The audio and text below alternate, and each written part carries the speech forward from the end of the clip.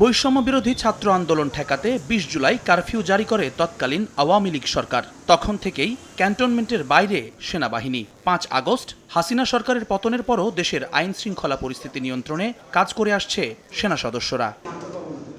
পুলিশের কার্যক্রম পুরোপুরি স্বাভাবিক না হওয়ায়, অরাজকতা ও অপরাধ প্রবণতা বেড়ে যাওয়ায় ১৭ সেপ্টেম্বর সেনাবাহিনীকে ম্যাজিস্ট্রেসি ক্ষমতা দেয় অন্তর্বর্তীকালীন সরকার। প্রজ্ঞাপনে ৬০ দিনের কথা উল্লেখ করা হয়েছিল।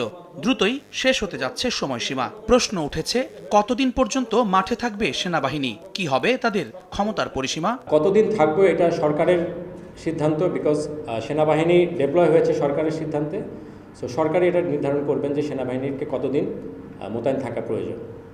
গেল ৩ মাসে থানায় রেকর্ড হওয়া বিভিন্ন অভিযোগ ও মামলার সংখ্যা পর্যালোচনা করে সেনাবাহিনী বলছে, দেশের আইন শৃঙ্খলা পরিস্থিতির অবনতি হয়নি।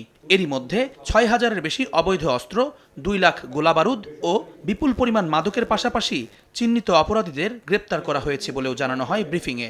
অভিযান চালাতে গিয়ে কোনোভাবেই যেন মানবাধিকার লঙ্ঘিত না হয় সে বিষয়ে সতর্ক দৃষ্টি আছে সেনাবাহিনীর। আইন শৃঙ্খলা পরিস্থিতির নিয়ন্ত্রণে এ পর্যন্ত সেনাবাহিনী মোট ৬,০০০-এরও অধিক অবৈধ অস্ত্র এবং প্রায় ২ লক্ষর অধিক রাউন্ড গোলাবারুদ উদ্ধার করেছে এবং এর সাথে সম্পৃক্ত ২৫০০-এরও অধিক ব্যক্তিকে গ্রেফতার করেছে। সাম্প্রদায়িক সম্প্রীতি রক্ষা, বৈষম্য বিরোধী আন্দোলনের আহতদের চিকিৎসায় নিরলসভাবে কাজ করছে সেনাবাহিনী। এছাড়া শিল্পাঞ্চল ও শিক্ষা প্রতিষ্ঠান সহ বিভিন্ন স্থানে শত শত অরাজকতা মোকাবিলা করা হয়েছে বলেও জানানো হয় সংবাদ সম্মেলনে। অতিরিক্ত ১০০ জুম্মান সাদিক, জ্যাভলিন, সময় সংবাদ, ঢাকা।